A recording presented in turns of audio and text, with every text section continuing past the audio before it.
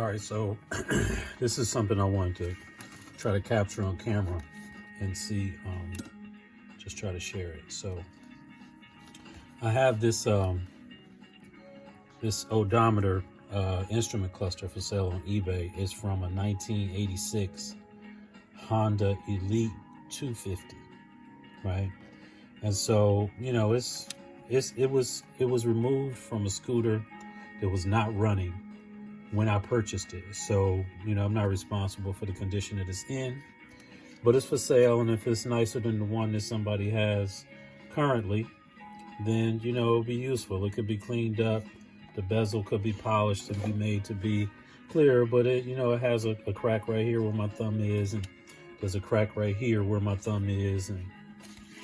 But beside that, it seems to be intact and not, too brittle from being sit out in the sun and that type of thing.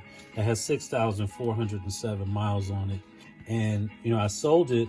I got a purchaser on eBay, but then he asked me, we got into a conversation after he purchased it, but before he paid for it, about whether or not I could guarantee that it worked. And so, at the time when he asked the question, I could not guarantee that it worked because, like I said, it came to me on a vehicle that was not working, and I never seen it work before. So, it raises a real interesting problem because, I've been selling stuff on eBay for probably the last 20 years, right? And so most of the time it goes smoothly. I got a lot of good reviews and so on and so forth. But, sometimes every now and then you get, you make a sale that, the customer might, contact you on eBay and say, hey, I got the thing. It's not what I wanted. I'm saying? It's this, it's that. It's not the way it was described in the ad. I want my money back. And you pretty much have to give them their money back. I mean, eBay has a money back guarantee. So if you don't voluntarily give them their money back, eBay is going to take the money from you and give it to them. So I'm really hesitant. There's been a few times when I've, like I said, I had to give people their money back. And it sucks because, if you're selling something for $50 and you have to pay for it to get shipped twice or what have you, it ends up, almost not being worth it to get it back and just refunding the money and telling the person to keep it. And so, as I keep going on and, it's only happened a couple times, but the last time it happened was a little frustrating because, I'm selling parts off of a scooter that, like I said before, one, it's used, and two, it wasn't running when I got it. So, even the things that aren't electronic, they're not in new condition, but, people buy all types of parts off of these things because, like I said, if the one that I have is better than the one that you have, then maybe you'll appreciate being able to have it. And that's why I try to, make these parts available to people, because I know there's people out here in the world with these scooters that that don't, that need these parts, and I'm salvaging them. So I just, it's available for sale.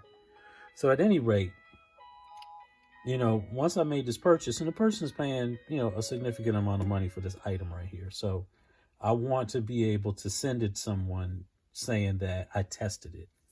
I went online, I tried to search what I could to find a video on how to test this. And I just typed in Honda, 1986 Elite 250, instrument cluster, how to test it.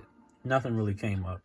There was a couple of videos that were helpful though, and I'll put a link in the description that just described in general how to test a instrument cluster. And these were, from a car, but a guy went through how he made a pigtail that he was able to plug into his bench and test what he needed to test. But basically what I learned is that when I look at these wires here, typically the power wire is going to be the red one and or the white one. And, depending on what you're doing, you might, take these two and tie them together and then connect them to power.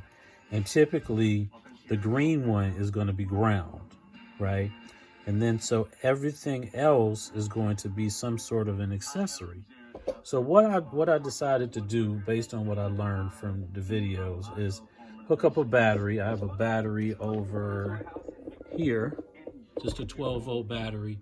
And I took the leads. I have, like some alligator clamps on some red and black, power leads. And then I took the leads off of my multimeter, which are also red and black. And I was able to connect the alligator clips to the end of the leads from the multimeter. So then I have these probes right here, right?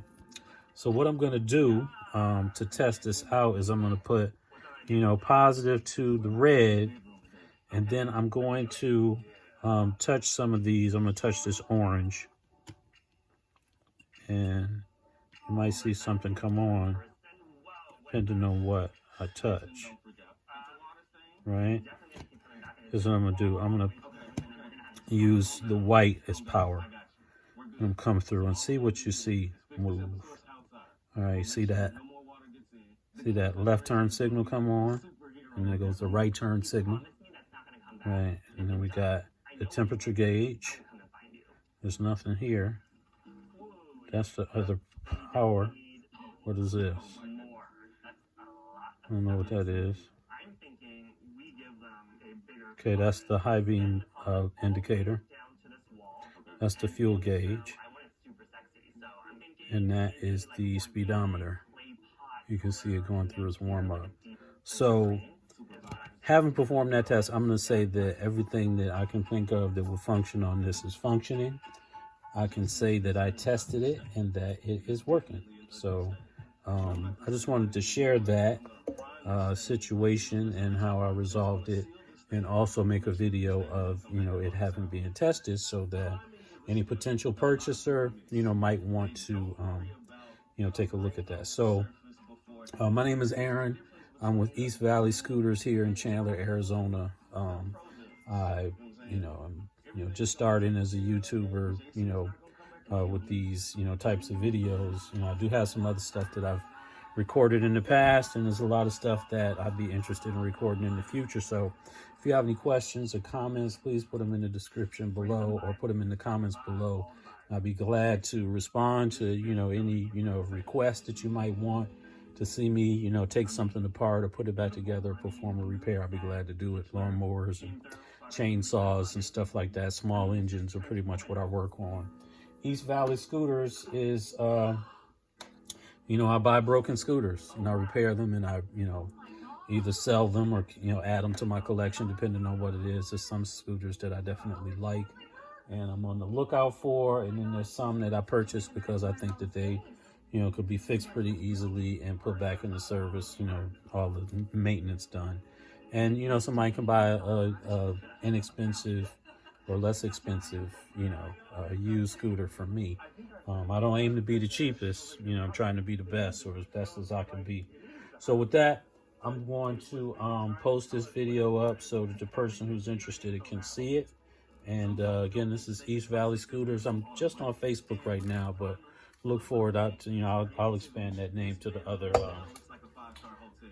social medias and stuff like that. All right, signing out. Peace.